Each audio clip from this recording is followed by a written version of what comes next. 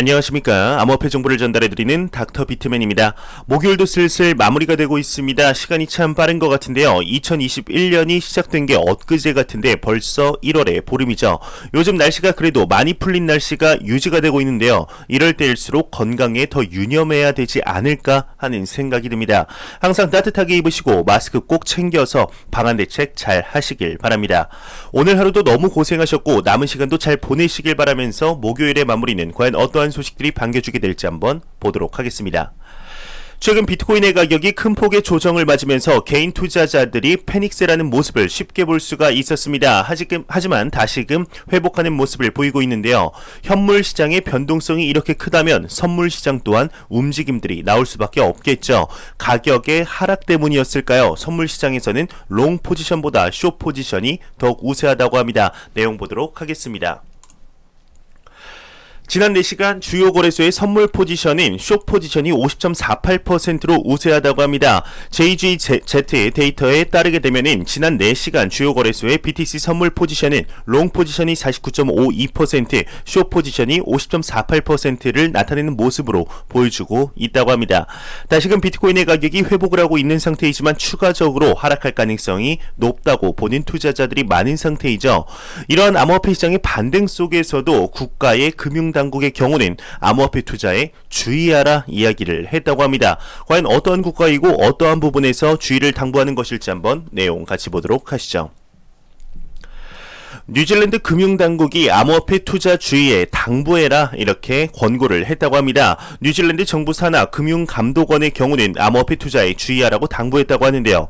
미디어에 따르게 되면 금융감독원의 대변인의 경우는 비트코인 등 암호화폐 등 변동성이 높은 고위험군 자산이다. 투자자는 이를 반드시 인지해야 한다. 암호화폐는 뉴질랜드뿐 아니라 기타 주요국에서도 제도권 편입이 아직 이뤄지지 못한 만큼 사기, 범죄, 해킹 등에 쉽게 악용될 여지가 많다. 암호화폐 매수 계획이 있다면 최소한 해당 거래소가 FSPR (Financial Service Provider) 레지스터의 준말인데요. 이곳에 등록되어 있는지 여부를 확인할 필요가 있다 덧붙였다고 합니다.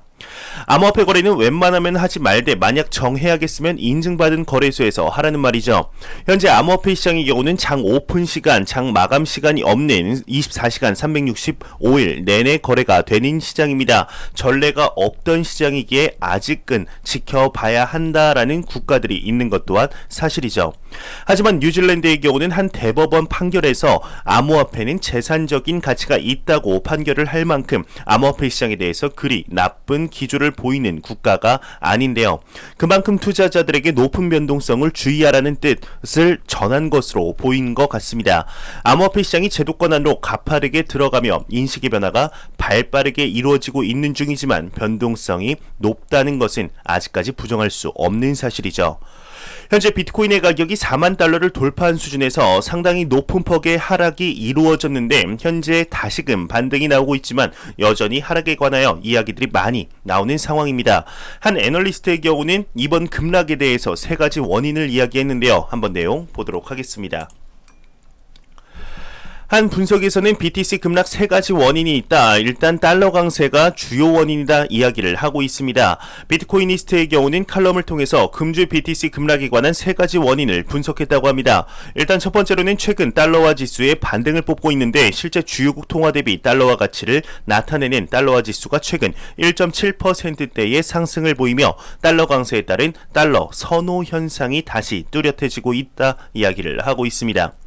두 번째 이유로는 미국 장기 국채 금리의 상승을 뽑고 있는데요. 국채 가격 하락에 따른 자금 선회 현상이 뚜렷하며 국채, 달러 등 안전자산 선호 현상이 더욱 높아지면서 트레이더들의 포트폴리오의 재편이 본격화되며 일부 트레이더들의 경우는 비트코인의 차익 실현 자금을 채권 시장으로 돌렸다 이야기를 하고 있습니다.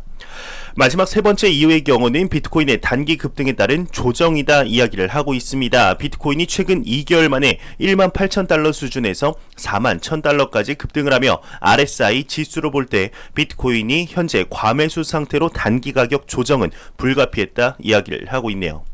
현재 이 의견과 더불어 가격 하락에 또 다른 이야기를 하는 인물이 있습니다. 이번 조정의 경우는 개인 투자자 중심이라고 이야기를 하고 있는데 이에 관한 내용 한번 보도록 하겠습니다. 넥소의 CEO는 비트코인의 최근 조정은 개인 투자자 중심일 수 있다 이야기를 하고 있습니다. 1월 8일 이후 비트코인의 가격이 크게 하락을 했죠. 이에 넥소의 CEO 안토니 트렌체프의 경우는 개인 투자자들이 하락 근거의 일부일 가능성이 있다 이야기를 하고 있는데요. 한 인터뷰에서 지금 우리가 보고 있는 가격 조정은 개인 투자자들에 의해 이루어진 것이다 주장을 하고 있습니다.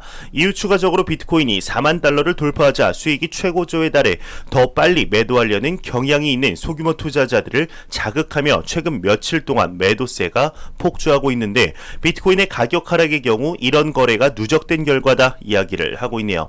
나머지 내용은 그리 중요하지 않아서 넘어가도록 하겠습니다. 현재 이번 비트코인의 가격 하락에 관해서 굉장히 많은 이유들이 나오고 더욱더 나오고 있습니다. 첫 번째로 본 달러의 가격 상승 때문이다. 미국 장기 국채 금리의 상승이다. 급등에 따른 조정이다. 개인 투자자들이 팔아서 그렇다. 많은 이유들이 나오고 있는데요. 금융시장인 경우는 어떠한 사건이 있은 직후 그 이유에 대해 관해서 이야기를 하자면 1시간이고 2시간이고 이야기를 할 수가 있습니다. 끼어 맞추면 되기 때문이죠. 반면 앞으로의 전망을 이야기하자면 한마디도 할 수가 없죠. 왜냐면 앞으로 추가 하락을 할지 상승을 할지 알 수가 없기 때문입니다. 이러한 가격의 상승과 가격의 하락을 변동성이라고 하는데 중단기적인 변동성은 절대로 맞추려고 하면 안 됩니다. 맞출 수가 없는 것을 맞추려고 할 때부터 투기가 시작이 되는 것이죠. 요 며칠 비트코인의 큰 폭의 가격이 조정이 왔음에도 뿐만 아니라 이제 다시금 반등을 하고 있는 상태임에도 불구하고 비트코인을 비롯한 암호화폐 시장에 장기적인 펀더멘탈은 가격의 하락 전과 달라진 게 없습니다. 그렇다면 매도할 이유가 없는 것이죠. 가격이 이 수준에서 추가적으로 하락할 수도 있습니다. 하지만 기관 투자자들의 인식의 변화가 발빠르게 이루어지고 공적 연금이 비트코인을 투자를 모색하며 제도적으로 큰 프레임워크가 생겨나는 이 시점 추가적인 하락을 한다면 웬 떡이냐 하며 박앤세일이다 생각할 수 있는 멘탈이 길러져야 되지 않을까 하는 생각이 듭니다. 투자는 절대로 1개월 3개월, 6개월 뒤 생각하며 목돈을 만들어서 나가야지라는 생각으로 투자를 한다면 투자가 아닌 투기를 하는 것이죠. 지금의 조정에 절대로 흔들리지 마시고 상승해도 하락해도 펀더멘탈, 장기적인 비트코인의 펀더멘탈이 흔들리지 않는다면 매도하지 마시기 바랍니다. 현재 가격이 반등하고 있는 상태이죠. 하지만 개인 투자자들의 경우는 쉽사리 들어올 수 없을 것입니다. 현재 가격의 변동성이 굉장히 높아진 상태이기에 추가적인 하락을 염려하지 않을 수가 없을 텐데요. 이러한 상황 속 고래들이죠. 기관 투자자와 고액 자산가들의 경우는 지속적으로 매집을 하고 있다고 합니다. 과연 어떠한 내용인지 한번 보도록 하겠습니다. 유명 애널리스트의 경우는 BTC 조정에도 불구하고 고래 매집은 지속적으로 이루어지고 있다 이야기를 하고 있습니다. 암호화폐 전문 미디어 크립토 글로벌에 따르면 최근 비트코인의 조정에도 불구하고 고래 매집 추세가 지속이 되고 있는 것으로 나타났습니다. 한 미디어에 따르면 리브라 협회 회원사이자 크로스 블록체인 인프라 개발사 바이슨 트레일즈의 경우는 애널리스트 엘리아스 시모스의 경우 1000BTC 이상 보유 지갑의 수가 계속해서 증가를 하고 있다. 실제 지난해 12월 2일 이래 고래 주소는 4% 증가한 반면 0.01BTC 이하 보유 주소의 수는 6% 이상 감소했다. 갑작스러운 BTC 급락에 터져나온 개인 투자자 매도 물량도 고래들이 일부 흡수를 했다 설명을 했다고 합니다. 또 다른 애널리스트인 라크 데이비스의 경우는 최근 BTC 활성화 주소가 4년 만에 사상 최대치를 기록했다 언급을 하며 장기적으로 비트코인의 펀더멘탈은 여전히 견고하다 이야기를 했다고 하네요. 현재 이러한 비트코인의 조정에도 불구하고 고래들의 경우는 계속해서 매집을 하고 있다는 내용이죠. 절대로 가격을 보고 투자하기보단 비트코인의 장기적인 펀더멘탈을 보고 투자를 하셨으면 좋겠습니다. 매일같이 나오는 리플 XRP에 관한 소식이 오늘도 또한 나왔습니다. 최근 미 SEC와의 소송 건으로 인해 암호화폐 시장에서는 XRP를 굉장히 조심해야 하는 움직임들이 나오고 있죠. 이는 팩트 또한 마찬가지인 것 같습니다. 참 안타까운 움직임들이 계속해서 나오고 있는데 더 많은 암호화폐 거래 지원을 고려할 전망이지만 XRP는 제외한다고 합니다. 이에 관한 내용 한번 보도록 하겠습니다. 벡터의 CEO는 더 많은 암호화폐 거래 지원을 고려하고 있다. 하지만 리플 XRP는 제외할 것이다 이야기를 했다고 합니다. 참 안타깝죠. 벡터 CEO 개빈 마이클의 경우는 한 팟캐스트에 출연하여서 새로운 암호화폐를 추가할 계획이라고 이야기를 하면서 리플 XRP의 경우는 제외할 것이다 이야기를 했습니다. 정확히는 우리는 비트코인을 통해 암호화폐 시장으로 들어왔다. 서비스의 일환으로 다른 코인들 또한 출시될 예정이지만 XRP의 경우는 제외된다 이야기를 했다고 하네요. 참 안타까운 일들이 계속 이루어지고 있습니다. 하지만 항상 말씀드리지만 XRP가 증권으로 판별날 일은 절대로 없다고 생각합니다. 참 타이밍 이상하게 일들이 벌어지고 있는데 과연 2월 말 판결이 어떻게 이루어지게 될지 성공적으로 소송이 마무리되게 될 때 XRP 포함 알트코인 시장의 대상승장이 이루어지게 되지 않을까 하는 생각이 듭니다. 안 보고 가면 섭섭하겠죠. 마지막 크립토 공포 탐욕 지수입니다. 공포 탐욕 지수는 전날 90포인트 대비 6포인트 하락한 84포인트를 기록하고 있습니다. 투자 심리가 악화됐지만 극단적인 탐욕 단계는 유지가 되고 있습니다.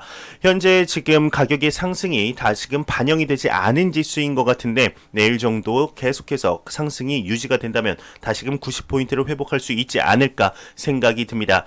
절대로 가격의 상승과 가격 하락, 변동성에 흔들리지 마시기 바랍니다. 비트코인의 펀더멘털은 날이 갈수록 가격이 하락함에도 상승함에도 상관없이 비트코인 암호화폐 시장은 더욱더 견고해지고 있는 것이 팩트입니다. 공포 탐욕 지수는 변동성 거래량 25%씩, SNS 언급량, 설문조사 15%씩, 비트코인의 더미넌스, 구글 검색량 10%를 기준으로 산출이 되게 됩니다. 마지막으로 코인마켓캡에서 가격 보고 마무리하도록 하겠습니다. 메이저 탑10 코인을 한번 살펴보고 마무리하도록 하겠습니다.